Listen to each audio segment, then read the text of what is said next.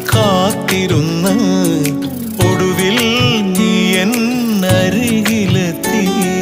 വാക്കുകളുണ്ടോ തൂലികയിൽ വാസന പൂങ്കാറ്റേ?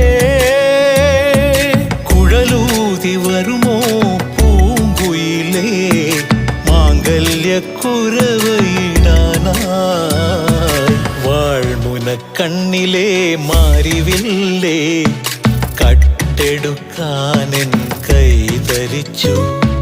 തൊട്ടപ്പോൾ മഴവില്ല് തീൻ മഴയായി, ആ മഴ ആദ്യാനുരാഗമായി. ഇതുവരെ അറിയാ